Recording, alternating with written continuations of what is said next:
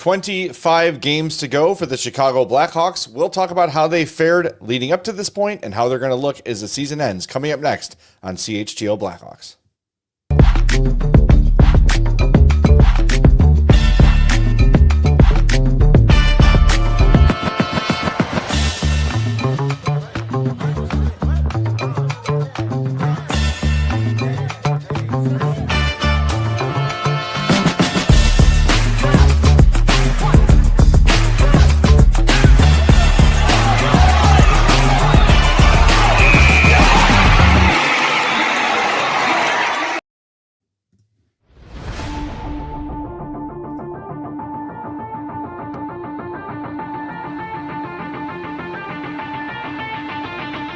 Welcome into the CHGO Blackhawks podcast presented by Bet365. Download the Bet365 app.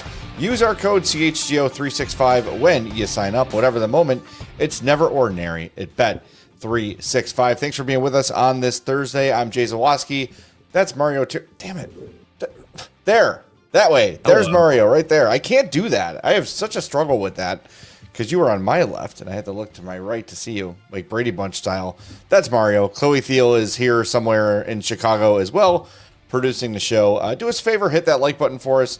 Be sure to subscribe to our YouTube page as well. If you're listening later on the podcast, we love and appreciate you. Follow, subscribe, all that good stuff on there. And if you missed yesterday's show, I know we had a little bit later of a show drop to accommodate Mark Bedard and Nick Lardis and Kevin Korchinski. Even though the All-Star game has happened, that show still really holds up. Great interviews with those guys. So go back and check that out if you missed it. Yeah, it was a lot of fun. A lot of fun yesterday and Tuesday out there with the AHL All-Star Classic in Rockford. Good time. And just shout out to the Ice Hogs and Dana and his whole crew. For all the accommodations and everything, helping us out with all that and getting us set up. Really appreciate it. Again, just a fun experience. Seems like everyone that I've heard from that was there had a great time. Sounds like, the reception from people around the league really enjoyed it. So Rockford put on a good show. So it was a good time. And now they get back to their regularly scheduled regular season. And I think they start with 3 games in 3 days on Friday, tomorrow, Welcome back. Saturday and Sunday. Yeah. So hopefully today is a nice day of rest for the Ice Hogs and they get back at it. Yeah. And again, just to reiterate your point, like thank you to the Ice Hogs for helping us out on probably their busiest day of the year to find space for us, to make time for us, to make sure that, we had the things we want to talk to Bedard talk to Korchinski and Lardis and Bernard. And they made it happen on a day that they've probably been planning for a year now. So we recognize that and we greatly appreciate it. So, with that, here's what we're going to do today. We are going to take a look back at the first part of the season leading up to the Olympics and then preview the 25 games coming up. If you missed it earlier this week, I published my Blackhawks beat for ALLCITY.com and I revisited our overs and unders that we set before the season began. Some player points, some team totals, just some number predictions. So we're going to go back and look at them, see how they're doing, and then from there, kind of evaluate where it's going to go going forward. So we should probably just start right at the top with Connor Bedard. Our prediction on Connor Bedard this year, we set the over-under at 70.5. Right now, Connor Bedard is 53 points in 44 games, which would translate to a 98-point pace for the season.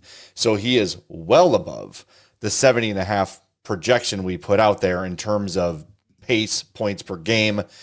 Even if we take the pace right now, the pace would be 84 points. Yeah. If he remains at his current pace, would still break the over-under we set for this year. Yeah, if he didn't miss any time, the season would feel a little bit different.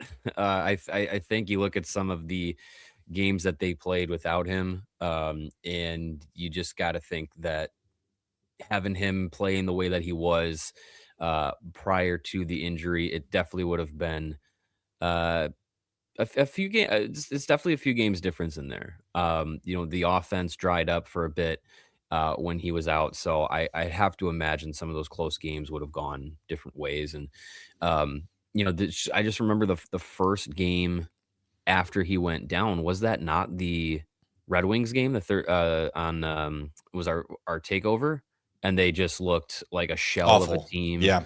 Lost like 4-0, like, and it was just like, oh, yep, that's life without Bedard. Like, it really zapped them. So if he had been healthy the whole year, he might be in Italy right now. And but you can't control that. So I think the way that he's been playing since he's come back, the break and the rest is good for him. And yeah, still being on a 84-point pace, close to 100-point pace over what it would have been 82 games. That's really impressive. That's the jump we all wanted him to have. And he got out to a very hot start. I remember at one point we were talking about like, oh, he's on a 123-point pace through like the first 20 or 25 games of the year. And obviously that flattened off, but like, it's still like the season he's been having, even with being slowed down by the injury a little bit, it's still the season we all hoped, at least in my view. Yeah, the three of us took the over. You said he would flirt with a point per game. I said he's flirting with, or Greg rather said he's flirting with 90 points, and I said just short of 90, but I was basing it on my predicted health for Andre Burakovsky. I thought that he would miss too much time and it might affect his numbers, but all of us had him for over a point per game, and he's right there. So he's on a really good pace, and like you said, if he doesn't miss, those 12 games with the shoulder injury, who knows, right? Because you could see when he came back from the injury, he had to kind of ramp back up. He wasn't quite himself, and you could see him trying to make up for lost time. I need to get 3 goals this shift, and kind of like back to the chaos of the first 2 years of Bedard. But over the last handful before the break, he really seemed to settle back into that place he was before the injury. So hopefully another break doesn't set that back again, and he's got to hit the reset button again. But either way, I think we're pretty comfortable with him finishing over a point per game this year, and maybe still eclipsing that 82-point mark, even with the 12 games missed. So happy with his start. I don't know how you couldn't be. The only setback is you've got these 2 breaks for him that have slowed the pace down, or slowed the total down, I guess would be a more accurate way of saying it.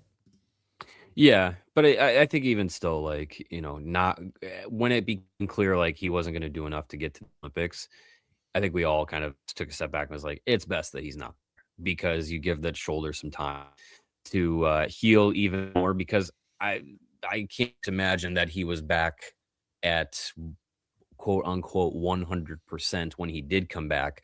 So I think this now gives him an opportunity to heal and get back to as close to 100% as possible. Who knows? I know Jeff Blashill kind of said that like it's for the foreseeable future, and kind of indefinitely right now the plan is that he's not taking faceoffs.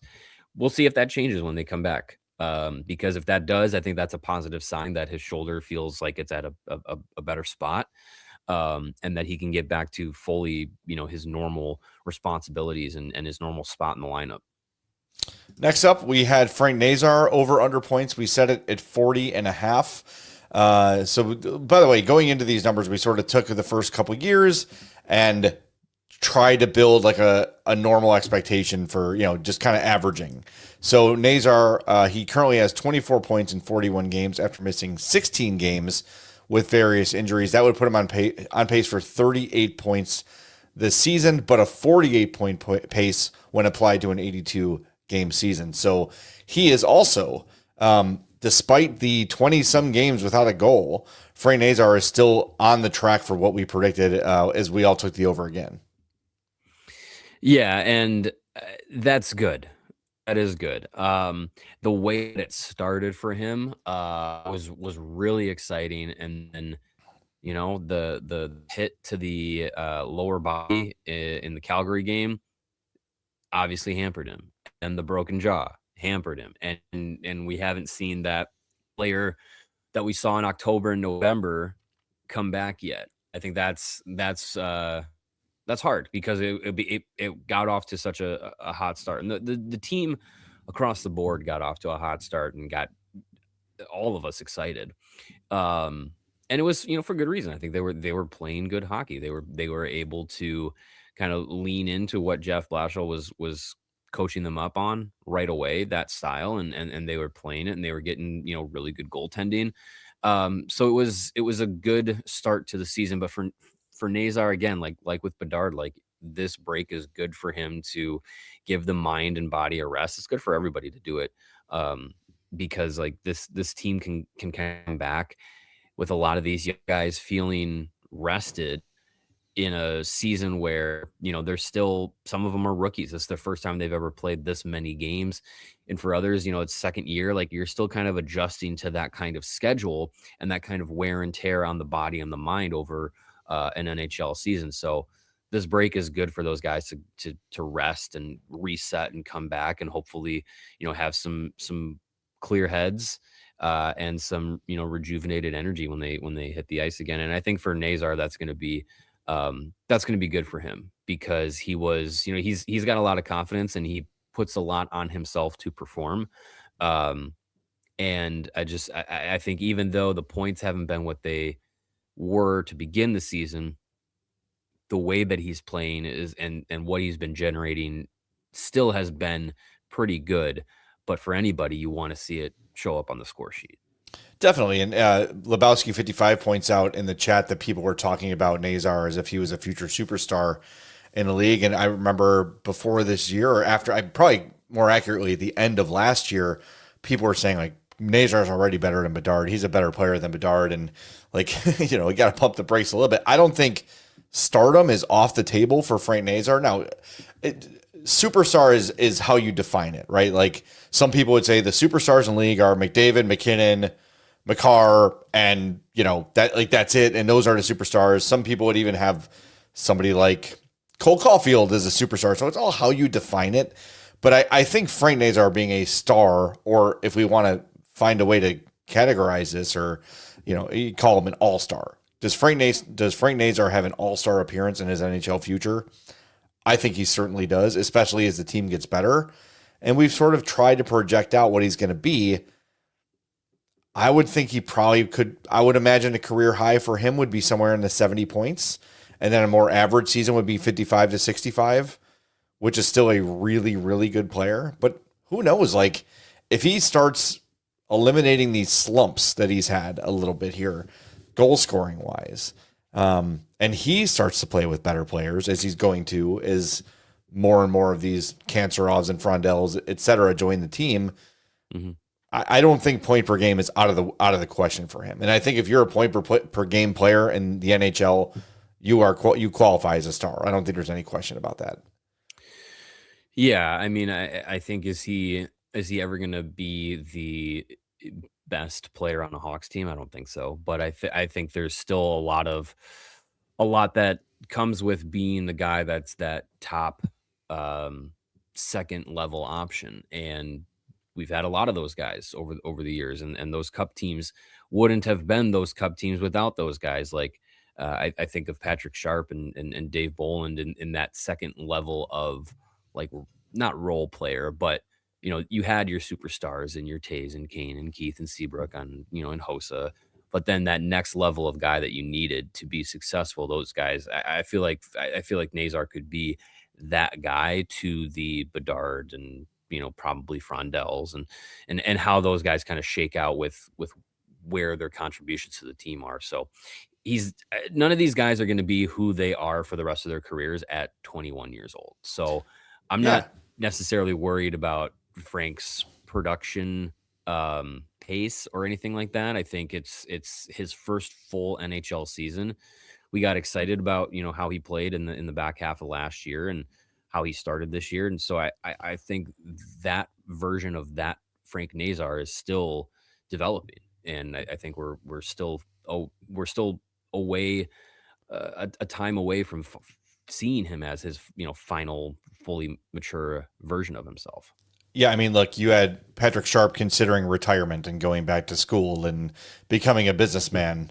It's at one point in his career where he's like, you know what? No, this is not for me. I'm going to give it another try, and then figured it out late in his career. And like we try to preach this as often as we can. It takes time to develop. And again, not even 12 months ago, we were having people make the argument that Frank Nazar was better than Connor Bedard. So let's remember what we've seen before and what we have seen Frank Nazar already do at the NHL level. I don't think it's unrealistic that he becomes that level of producer in the NHL. All right, we're going to hit the break zone for the first time. If you've not done it yet, please hit that like button and subscribe. When we come back, before we keep moving down our list, a little something we want to show you that's going to be happening tonight. So stick around. We'll be back in 2 minutes on CHGO Blackhawks. And what if you could have reliable and intelligent Wi-Fi? And what if you could keep it at the same price for 5 years? That's the Xfinity 5-year price guarantee. Imagine Wi-Fi that makes everything in your home work together, that finds and fixes problems before you even notice them, like super intelligent Wi-Fi with a 6th sense, and that lets you stream the game even when the whole family's online or you're doing a live podcast. All your devices working in perfect harmony for 5 whole years. And here's the best part: no annual contracts, no hidden fees, and Xfinity's best equipment is included. So take it from me, a lot can change in 5 years. Championships are won, records are broken, Frank Nazar becomes a star, but your Wi-Fi, it should stay reliable, and the price should stay put. Lock in your price and unlock the possibilities with Xfinity. Learn more about the Xfinity 5-year price guarantee at Xfinity.com. Xfinity, imagine that. Select plans only, and restrictions do apply. Whether it's on the field or in your financial life, the best teams win by delivering excellence at every level. At Old National Bank, they believe every play matters. From everyday checking to long-term planning and commercial banking, their team is there to help build momentum and help you move the ball forward. It all starts with a plan tailored by professionals that you trust. From simple tasks to bigger financial moments, you can count on Old National Bank to coordinate your needs with steady, knowledgeable guidance that brings clarity and confidence to each step. It's a partnership designed to help you feel supported, not just today, but well into the future. Whether you're celebrating a win, rebuilding after a tough loss, or gearing up for whatever comes next, Old National Bank has got your back with tools, insights, and an expert crew that's always in your corner. Old National Bank, they are a member FDIC, where relationships and results matter. And now it is time for the big takeaway presented by Xfinity. Imagine that. And the big takeaway tonight is you're going to want to jump on your old YouTubes at home at 5:30. The new episode of Every Shift will be out. And Chloe, I believe we have a preview we want to show some people. Just because we lose one player doesn't mean the season is over here. This is an opportunity. It's defining what those non-negotiables are. Work, compete, sacrifice. Those are things that are non-negotiable to us. Lourdes for the win. Scores! Nick Lourdes! You guys are going to kick some shit out there. Different. You see how much it meant to everybody in this building. Once you win a title in Chicago, you are royalty. There it is. I'm going to be on Every Shift tonight. That feels like a lifetime ago when I recorded that. But very cool. Finally saw what everybody else saw yesterday, kind of out of the blue, just scrolling through my phone. I'm like, oh, look, there's me. So yeah, I'm looking forward to this. It'll be cool. Yeah, I've been waiting for the next Every Shift episode to come out, and knowing that you've been a part of it. I'm excited to see how it plays out. I mean, when they rolled out this the docu-series basically a couple of years ago, I love this kind of stuff because, we see a lot of it with, the being in the locker rooms and the practices and all that stuff. But to see how the team puts it together, the stuff that they're able to capture, it's just a lot of fun. And then we've actually been able to kind of be, in some of them, a part of some of them. And now for you to actually be interviewed for it was really cool. I remember we were up in the press box when Ben asked you to be a part of it. And he comes over before a game and taps you on the shoulder. He's like, "Hey, do you got a minute?" And pulls you to the side. I was like, "Uh-oh." Well, last we saw Jay. I was going through in my head like, okay, what did I say over the last few days? What did I say to make him mad this time? But no, it was great. It was a really cool experience, and it was actually the day after, or a couple days after our takeover in the suite. So it was actually filmed up on that in the Banner Suites. And it was really cool. And it was funny at one point. It was almost like our broadcast yesterday. At one point, they started lowering the scoreboard, and there was like all these sounds happening, and we're like, all right, we got to wait for this. And the scoreboard takes about 30 seconds to lower, and it was cool. It was just a cool experience, and I'm looking forward to seeing the whole thing. I was there for probably maybe 25 minutes or so. Yeah. So I wonder like how much that actually translates to usable content for the whole thing, but probably a combined like 30 seconds. we saw all of it right there. Yeah. So no, it was cool. It was. I'm glad the Hawks asked, and Audra, who runs like their production and stuff over there, that's who Ben brought me to meet, and I was like, oh, absolutely, I'd love to do that. That's any sort of exposure we can get is great, but just to be asked was a huge honor, and I hope I did it justice. I hope it turns out okay. Sometimes it was like, okay, do that, like say that again, but or like, do you remember what you said, like? Because of the scoreboard lowering, it like happened halfway through. Like, can you repeat that thing you just did? I said no. Like I know vaguely what I said, but I just always just kind of go from the hip. So anyway, it was cool. I'm excited about it. So that drops at 5:30 tonight, and that was the big takeaway. Presented by Xfinity. Imagine that. Maybe some people will want that. My big ugly head to be prevented from being on their screen. So maybe Xfinity will just do an outage at 5:30 for the good of everybody in Chicagoland. All right, next up. No outages ever with Xfinity. Never, absolutely not. Honestly, I use Xfinity at home, and my modem's a floor above, and I'm down here in my basement on Wi-Fi, and it's always super reliable. Few glitches, if any. So it's good stuff. I've been an Xfinity customer for a long time. All right, let's get back to our list here. Next up, we have Ryan Donato. We set the over-under at 55.5 points. If you'll remember, he had 62 points last year, a career high, 31 goals and 31 assists. Through 57 games this year, Donato has 13 goals and 12 assists for 25 points. In his defense, he did spend a lot of the time last season with Connor Bedard. Not as much this year. This year, he's only played 76-31 with Bedard, which is about a minute 44 per game. Last year, he spent 7.5 minutes per game with Bedard, more than any other teammate. So that aside, yes, if we're taking excuses out of it, Donato is on pace for 35 points.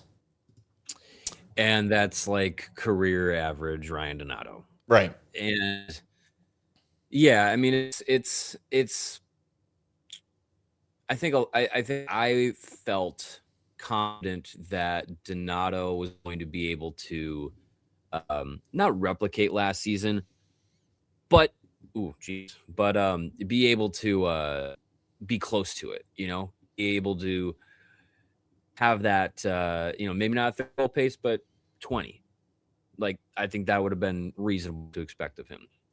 I didn't expect that Jeff Blashill would not put him in the same positions that he was the year before. I thought what Donato was last year would have given him some run to be like, hey, I was put in this position last year. I scored 30 goals and 62 points and had a career year. Like, why not? What say I can't do that again? And he just really has not been able to get that opportunity. And I think the other thing that plays into how Donato has played this year is he has the 30-goal season under his belt now, and I think he has that confidence to be a guy that can play as a 30-goal scorer. But I think, as we've mentioned a number of times on the show, it seems like he's trying to score differently than how he did last year. Yeah, where he's trying to be more of a fancier player to score goals than what he was last year, where, if memory serves me, like he had a lot of his 31 goals last season were near the net, rebounds, tips, deflections, just getting to the net more rather than trying to maybe dangle and shoot like we've seen a little bit too much this year. Well, it's funny, we saw that recent goal he scored, he scored a sick goal, kind of toe drag through a defender and sniped it on the way down to the ice, and I looked at you at the game like, that's not going to discourage him from doing that again, because now he's finally gotten the payoff for it. and he's going to get right back into his habits. But no, I think that without Bedard, it's a valid excuse. We all, for the record, took the under. You said he's going to be closer to 50 points. Greg said he doesn't think he'll hit 30 goals. He thought he'd pick up 30 to 35 assists, and pointed to the fact that Frank Nazar's emergence and others would take some of the goal scoring pressure off him. So good point by Greg. And I had him at an even 50. So all of us picked the under, but all of us had higher expectations for what he's been this year. And I would say, even taking the Bedard factor out of it, it has been a bit of a disappointment from Donato this season. You would think, okay, big contract, less than we had speculated, which is good. It's not like they got robbed and it's a albatross contract by any means. Yeah. But I wanted to see a little more production from Donato. And look, maybe he's banged up and isn't talking about it. Like, who knows? But I would just want to see him get back to the simple things. And as Jeff Flashel has talked about repeatedly over the last few weeks here before the break, saying this is going to be another training camp for us. The optional practice is on the 17th. The whole team will be back aside from Tavo on the 18th. And it's going to be a mini training camp for these guys to get back to basics, back to the things that they've not been able to do with the compressed schedule. And I think that will help Ryan Donato maybe refocus and evaluate, hey, like, he's a really smart guy, right? Like, he has to know, I've got to be better. And I'm confident that he will hopefully increase the pace. The other thing, too, about Donato is I think by now I'd expected a red hot streak from him, like a 5 goals in 3 games or like something crazy like that. And it really hasn't come for him this year. I feel like we got that a lot from him last year. Yeah, he did go through some stretches last year where, it just seemed like everything was working for him and hasn't had that this year. But I would say this year, like, what I'm it's hard for me to say that I'm disappointed in what Ryan Donato has done this season from the fact that, like, he's putting in a Ryan Donato year. Like, last year was a career best year. It's looking by the day more and more as an outlier season rather than a step up and like, oh, I'm a different level type of player. But for what his production level has been and the way that he's been used in the lineup, you take the dollar amount away from it, which even still $4 million for a player like Ryan Donato it's nothing. That's fine, especially with the cap going up. Like, it's not going to be it's not a huge deal to me. He's playing like you'd expect him to. So I'm hard to say like I'm disappointed. It's lower than the expectations I thought, but I'm also not like, oh my God, who is this player? He's unplayable. Like, it's not at that level at this stage. Yeah, and he's not getting I'm trying to figure out the power play time. He's gotten a big reduction in power play time too. He's on the second unit more often than not. I think he's been on and off the second unit a little bit this year, but he's not getting top power play time. He's not getting power play with Bedard. He's on that second unit. And that second unit is like, okay, the 145 for the first unit didn't go great. So get out there and try to finish the last 15. So it's not like a true split time power play wise either. So, hey, if you're depending on us for Olympic updates, Team USA just took a 2-1 lead over Latvia. Brock Nelson scoring. The Hawks, that's habit. Team USA has had 2 goals disallowed in this game, one on an offside, one on a goaltender interference. So they've put 4 pucks in the net. Only 2 have counted, but right now they've got a 2-1 lead on Latvia with just over halfway through the second period. So, they got a 23-11 shots on goal advantage. So they're in control of this game. But Latvia, like we said in our Olympic preview, they don't go down easy. They know they've got nothing to lose. Mm-hmm. And they just got, like, after that first review, the offside play, that next shift, Latvia was like, we're scoring. Like, it was crazy. They were just like a dog on a bone, relentless. And USA was like, what? Whoa. Like, what happened? Yeah. And it was in the back of the net quickly. So they'll stick around. But if you've been really watching this game, you can see that the U.S. is in pretty firm control. Just the 2 disallowed goals make it look worse than it is. They also hit 2 posts, so it's 2 video reviews and 2 posts away from being a blowout. So sounds like a Hawks game. Yeah, not too worried about it right now. USA's taking care of business as they should. Yeah. All right. We've got one final break zone to get to. We're going to do that now. Hit that like button for us. We've got a bunch of more categories coming up, including our buddy Windy City Hockey's favorite Blackhawk, Andre Burakovsky. That's next on CHGO Blackhawks. And if you're looking for a winter escape that blends adventure, comfort, and a touch of magic, Sand Valley is it. It's not just golf, it's a year-round experience. So whether you're planning a weekend trip for two, an adventure for your small group, or a memorable family getaway, Sand Valley is the perfect winter destination. Spend your days snowshoeing across peaceful trails, fat tire biking, ice skating on a pond, or laughing your way down the sledding hill. If you're feeling competitive, try court tennis, the original and oldest of all the racket sports, dating back more than 900 years. Sand Valley offers year-round winter escapes that blend adventure, comfort, and unique experiences. So check it out. There's nowhere better in the winter. If you're looking for a winter getaway, than Wisconsin. It is our go-to, and I cannot wait to check out Sand Valley.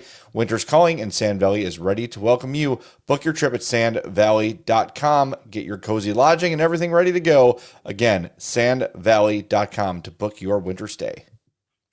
If you are looking to hit your protein goals in 2026, then you need Huel in your life. Get yourself Hueled up.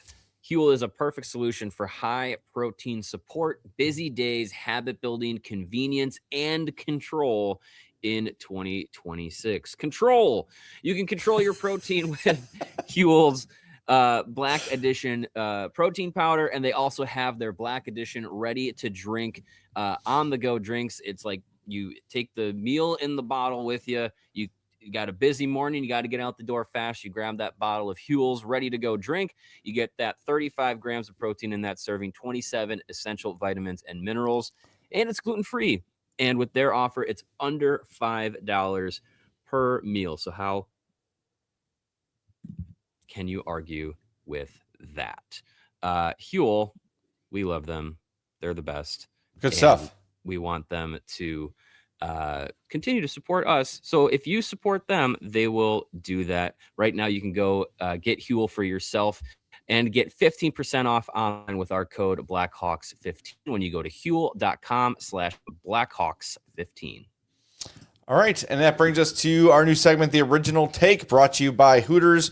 Cheer on your favorite teams in any of their 11 Chicagoland Hooters locations, or check them out at originalhooters.com. We're going to get into Andre Burakovsky here in our list of overs and unders. Maybe it's just the Olympic break talking, but I feel like he's going to be okay. I feel like this break will be good for him, good for his family, and potentially we'll see the Andre Burakovsky we saw in the first third of the season. I hope so.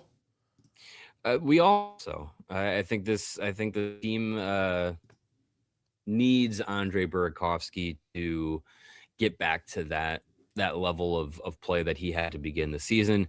And it's not necessarily just for like the results or trying to, get into the playoff picture or whatever like that, but you want the veteran players that are in that room feeling good about their individual games, so that can bleed over to the rest of the team, so that everyone's feeling like, hey, we're pulling in the right direction.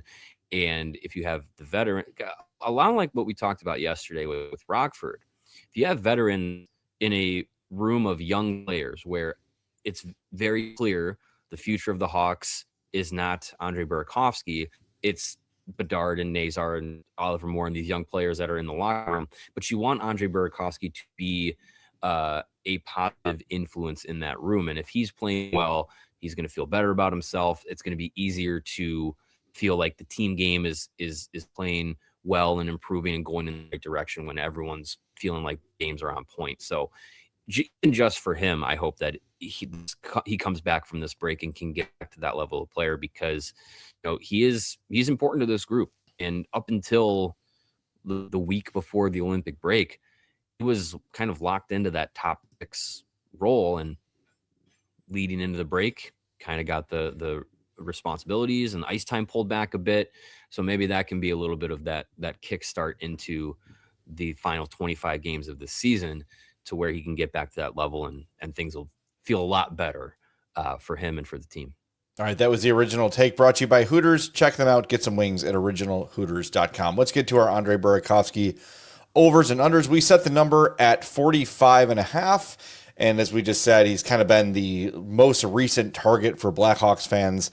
He's got 1 assist in his last 13 games. He is still the team's third leading scorer with 30 points in 51 games and a 48 point per 82 games pace.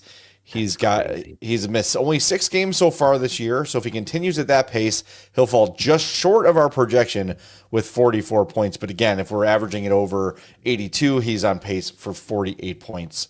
You took the over, Mario. You mentioned if he's healthy, he can flirt with 50 points. I don't think that's out of the question. Greg took Burakovsky's over as well. I took the under, just assuming he wouldn't be healthy enough to complete enough games. So I also added, if he's healthy, it's an easy over. So I think the number there is certainly attainable for him. It is. I mean, to be the team's third lead scorer in a stretch that you just said 1 assist for 13 games, he got off to a hot start, and he's at a pace that we haven't seen from him personally since he was with Colorado in the season. So if he stays healthy through these final 25 games, and he can hopefully find that pace again, like that's going to get him, I think, above that 45 plateau by the time we're done with the regular season. Yeah, 15 points in 45 games, based on what we've seen, is probably a little bit hopeful, actually, because that's what he'd have to do. 15 points in 25 games seems a little, based on how he's played, it might be a stretch, but it's not out of the question. If he comes back, if he comes back, and like gets off to a good start, I think that's. Maybe it is a bit wishful thinking, but the way he started this season, if he can find that level again, like I think he'd be able to do it.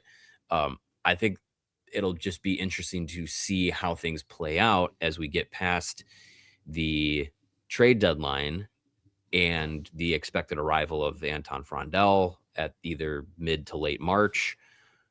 Who's going to get the opportunities? If Burakovsky comes back and he's not, lighting things up, so to say, to where you would say, oh yeah, put him back up in the lineup, they're going to give Lardis and Frondel and, Oliver Moore, and they're going to give these young forwards those opportunities up there in the top 6 that we were seeing Andre Burakovsky get to begin the year.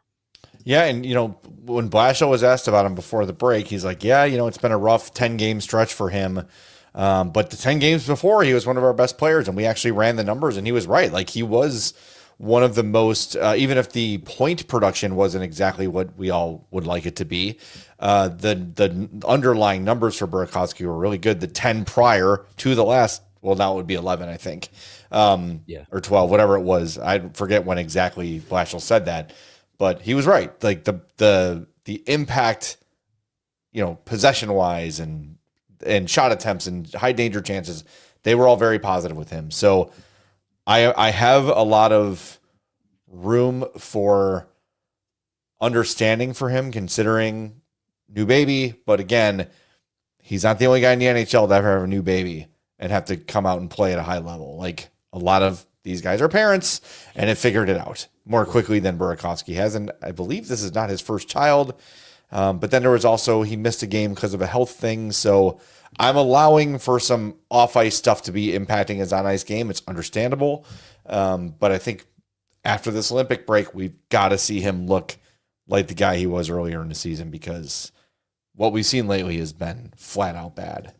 Yeah, and even a small step forward would be just better puck possession. I think it's really been killing him and the team, just how many times the puck just goes the other way when it's on his stick, or when it's, when he's trying to make a play. So even just cutting that down is going to make an impression. All right, next up on our list is Oliver Moore games played. And this one, we did not set an over-under. We just gave our thoughts on what we thought Oliver Moore would do. So you said 37 in a row. Greg said 39. I said exactly 50% of the season in 41 games. He has already crushed our predictions, playing 45 games in 57 Blackhawks games this season. I am, for me now, the conversation is he going to Rockford again? No. Why? I don't think so either. No. I keep him up here. He himself for the break was just like, I don't want the break because I want to keep being, in with this group of guys and being in that groove of the season. But on the other hand, I think he was very understanding of like, I also probably could use the time off to kind of, reset my body and reset my mind and have some time to be away, come back and be ready to go again. I see no reason to put him down in Rockford again. He was the last game, 2 games before the break, got moved up to the second line. Like I really think as far as like some of the young guys go, like he's the breakout guy this year, for me at least. So I think there's a spot for him in Chicago the rest of the year. Yeah, and one thing too about him is like if the production isn't there for him, he helps out in other ways. He's so versatile. He is a guy that you can really put in all 4 lines and tell him to go do a job, and he's going to do it well, right? And what's the offense going to be? That remains to be seen with all these guys, but especially Oliver Moore. But in 45 games this year, he's got 16 points, nothing crazy, but it feels like there's a lot more meat on that bone for him offensively. And as these veterans leave via trade or whatever it might be, he's going to get some opportunities too. I want to see him get some power play time, see what he can do, see what he can generate with his speed. He is relentless on the puck, so a guy who can pick up a lot of power play assists by chasing a dump-in down or winning a board battle or whatever it might be.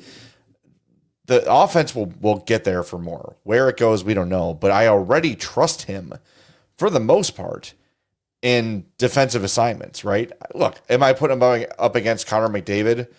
Probably not, but he's got the speed to hang with him, right? Like, so, and I think Nazar is another guy who has higher offensive upside than Moore, but even when he's not scoring, he brings other value to the team.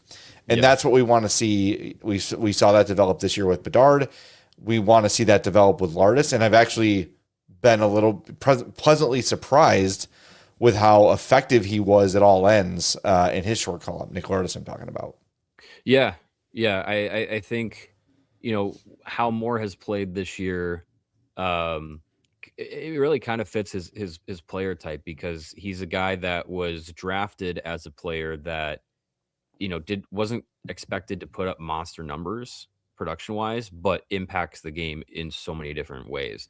And you saw it when he played with Team USA in the World Juniors, even on his Minnesota team. Like he wasn't necessarily asked to be top line, point per game plus producer.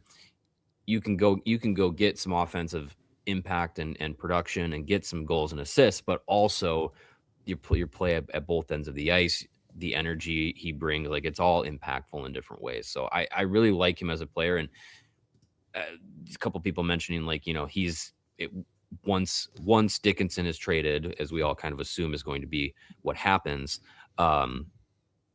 like there's more opportunity for Oliver Moore down the middle.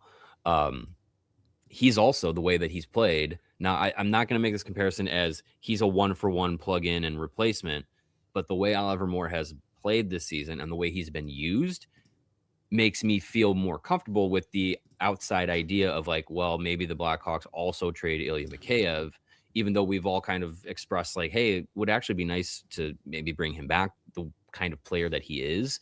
But how Oliver Moore has played, I'm like, if they do trade Mikheyev and kind of strike when the iron's hottest on him, I know Oliver Moore's not Ilya Mikheyev, but he can kind of fill that void a bit with like, he's a more raw player of the speed and tenacity. You're probably not going to play him both on power play and penalty kill, but he's a guy that you could put in that kind of role and give him that opportunity, see how he runs with it. All right, we've got a Team USA update. It is now 4-1 for Team USA. Kachuk, Brady, Brock Nelson, Tage Thompson, and I'm trying to see who got this fourth one. Brock Nelson got the fourth USA goal. So making us all look stupid. Just, you know, You I'm know what? happy. I'm happy to be Good. wrong. I'm Yeah, happy to be good. wrong. If we all, think Bulgarian's an idiot, and then Team USA goes out and wins a gold, all right, good. That's what we wanted to see happen, anyways. So Yes, that's what we're all rooting for. yeah, we'll exactly. All right, next up on our list is Kevin Korchinski. Games played. Again, did not set a total, just sort of asked for a guess. Only 2 games for him so far this season. Now, when the deadline comes, perhaps he's called up, perhaps he never goes back. So this number can grow. But Mario, you thought he'd appear in 23 games. You said you think he'd have 2 stints of 10 to 12 this season, but doesn't stick all year. That's what you had to say about it. Yeah, I think I was kind of banking on a little bit of like maybe there was an injury, he would come up and play, and then post trade deadline he'd come up and play. But knock on wood, the defensemen have been really healthy this year. Like we haven't seen any of those guys go down with long injuries or anything like that. So they've been reliable and available every night. And Kevin just has had to be patient with getting his opportunity to come up and play. But I think, like with Dickinson, I'll assume Connor Murphy's getting moved. To another extent, maybe Matt Grzelcyk gets moved if there's a team that interested in him.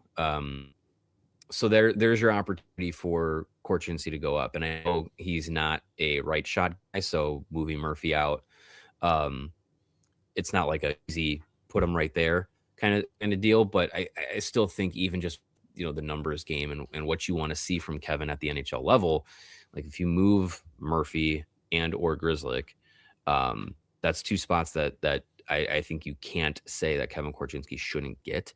So we'll see it. We'll see how it plays out. But I think after the trade deadline, there's still going to be 20 games to play, 21, 22. So maybe he's up for the rest of the year. Who knows? Yeah, I don't know. It's funny. I think I read this right. Maybe someone in the chat can correct me, but I was reading through Scott Power's recent writing on The Athletic, and he mentioned the Hawks maybe bringing Grzelcyk back for another year. So if that's the case, it doesn't seem like they're going to move him. And I think the problem is if you do move Murphy and Grzelcyk, your entire decor is children. It's like Alex Vlasic is your oldest defenseman in that case. Yeah. But I get that. And that, I mean, that's not something to just kind of brush to the side. That does make a difference of having guys that are veterans. Even Alex Vlasic is still a guy that can rely on a veteran here and there. But yeah, I mean, I think if you want to go with this, giving these players opportunities, some of them need maybe a little bit more. Maybe if you do make 2 moves like that, then you can just say like, okay, Vlasic and Kaiser, like they're guys that are just like these are opportunities for you to kind of the reins and go forward. That present opportunity to Artem Leonov get back in there and like be able to play things out and see where you're at. I don't know. We'll see. I'm also not like I'm not like sold that they will move Grzelcyk. It's interesting to hear that they might even bring him back. But like if the deadline comes and goes and he's in the lineup that night when they play Grzelcyk, that is, I'm not going to be shocked because it's not like he's playing like he did last year in Pittsburgh where he was putting up 40 points and he's $1 million defenseman. He's a reliable guy, reliable veteran on a very cheap contract. But I mean, how many rungs down the ladder do you have to go before a team says we need Matt Grzelcyk? Yeah, a lot, I would think. Greg also picked the under. He picked 27 rather. I said 20. Both of us sort of saying weren't overly jazzed about his early, his preseason performance. He was not jumping the way we thought he would. We set it to over under for team shutouts. This was a little bit tongue in cheek because they had 0 last year. So we set the number at 1/2. And yes, we are already there. Spencer Knight with 3, Drew Comesso with 1. Arvid Soderblom is the Hawks goalie that does not have a shutout. So there you go. 4 shutouts already for the Hawks. We just got to get Soderblom's got to get one, and everybody feels good about stuff. Ish. Yeah. What's more surprising that Mezzo got 1 or that Knight already has 3? Comesso. Yeah, I would say Comesso. Yeah, especially he played 2 games, and that first one was kind of a train wreck, and then the next game he was awesome. Yeah, So that's more surprising, I think. All right, we also did season point totals. We kind of all guessed in the 70s. I don't have the exact numbers. I don't know why I didn't write these down, but I just missed this one. But we were all between 70 and 75. Right now, the Hawks have 53 points in 57 games. That is a 76-point pace. So we'd all be under, I guess, what would be the actual pace. Now, a couple things. You had a month without Bedard and Nazar, so that's going to hurt things. You're also going to have the pace is going to slow down after the deadline when you do move veterans, whoever they might be. So I still think that's pretty unattainable. But if they finish this season in the 70s, that's a big jump from 61 last year. Yeah. With all the factors in of, you missed Bedard and Nazar together for the better part of a month. You got to feel pretty good about that point total. Yeah. I mean, it's the step forward that you wanted from this team. And it hasn't looked, I think at times, the way that you had hoped, or the way that maybe even you expected, because they got off to such a hot start, and then they kind of crashed for a bit, and now they're kind of finding their way. The break comes at a time when they're like kind of finding their way back up a little bit, which is nice. But at the end of the season, like it'll all kind of even out to being like, as you go through the roller coaster, where you land is like where you expected to or hoped to, at least. So if they're at on this pace, 75, 76 points, that's a big improvement from last year, and that's what you want to see from these young teams, from these rebuilding teams, is year-over-year improvement.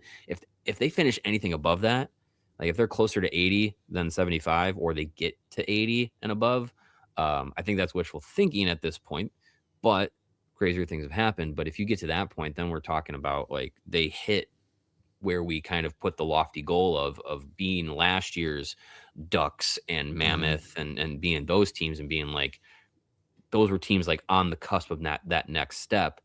And I think if the Hawks can finish this season having that kind of vibe about them, of like they're on the cusp of that next step, they're ready to go next year, where it's just like, hey, we're talking about anything below 80 points will be a disappointment. I mean, that's the improvement you want to see. So it's a good point. Look at those teams. The Mammoth and Ducks have the 2 wild card spots. Mammoth have 64 points. They have a plus 26 goal differential. The Ducks have 63 points with a minus 10 goal differential. Both of them on good streaks heading into the break. 7-3 for Utah. I know 8-2 for the Ducks. That is certainly not out of the question for the Hawks. I mean, they're only 10 points behind them now. That's kind of a big gap, though. It is, but again, you got to factor in like your 2 most effective offensive players were gone for huge portions. Yeah, and it just can't be dismissed. And I know they ended that stint pretty well, but those if you win 2 of those first, what was it, 6 without a win or whatever it might be? Yeah. So you go 2-4. You're right. Then you're right in the conversation again, right? So it's. I don't know. I don't feel like them being next year's Mammoth or Ducks, assuming Frondell is part of things, whether it's this year or next year, and the continued growth of the young players. And who knows, maybe they do bring in a veteran that can help. As we talked about a while ago, they were sniffing around Jason Dickinson this summer, or not Jason Dickinson, Jason Robertson this summer. And, we've talked about it many times. They try to get Jake Gensel. So it's not that Kyle Davidson is refusing to try to upgrade the roster. He's kind of cherry picking the opportunities. If there is a guy that makes sense, I will try to get them. Now he has to actually get them. That would be the cool thing if that actually happened. But he's not totally opposed to it. So growth, addition from draft picks arriving, and maybe a veteran player added to make the team legitimately better on the top 6 or middle 6 as opposed to the bottom 6.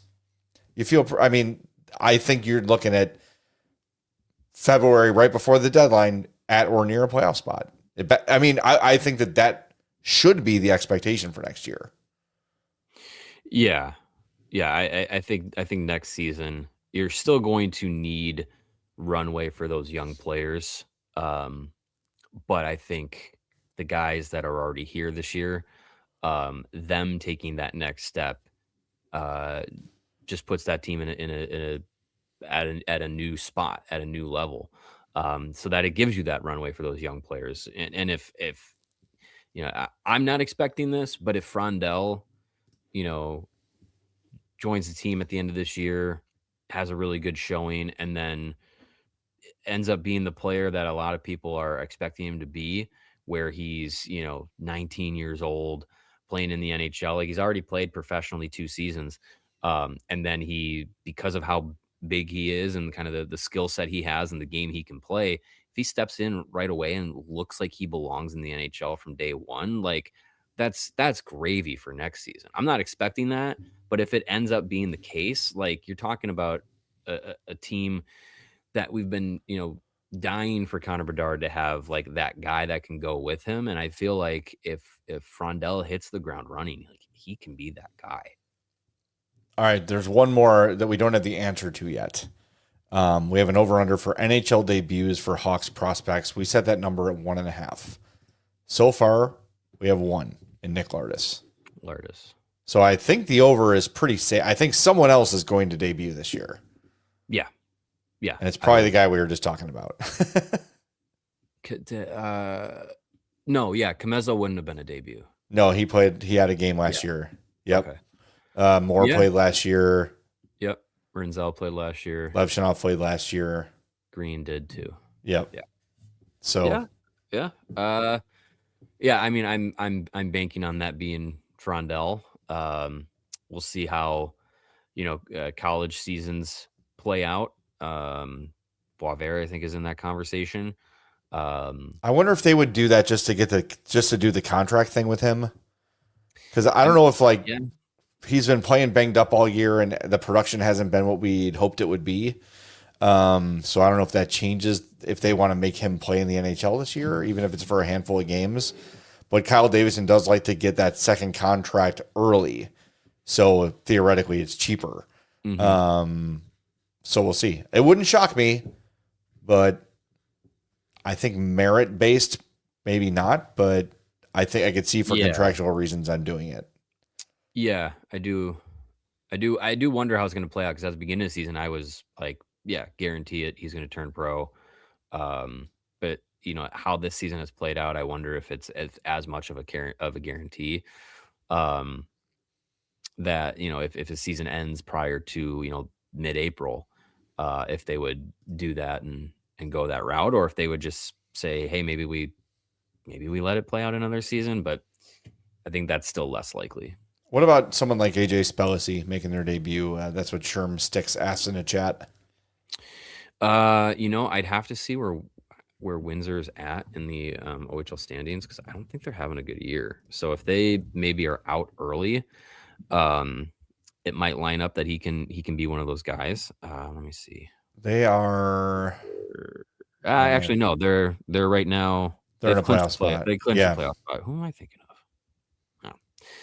I don't know who I'm thinking of. So I mean, they're going to the playoffs. I don't know if that's going to line up, but I mean, if they're bounced and it lines up, then hey, give him the opportunity. That's a guy that feels like he'd be able to play 3 or 4 NHL games where he's at right now and hang, even if it's just being able to keep up with the speed and physicality of it. Maybe his obviously I don't think his NHL brain is there yet, but at least physical maturity, he seems to be ahead of some other guys at his age. Definitely. All right, we're going to wrap things up. Let everybody get to the USA-Latvia third period, which is starting momentarily. We'll be back tomorrow at 3. Mario has a day off, so Greg will be in with us, but we're back at our normal time of 3 o'clock tomorrow. We hope to see you then. Remember, every shift drops at 5:30. I'll be on there for a few seconds anyway. Talk to you then on CHGO Blackhawks.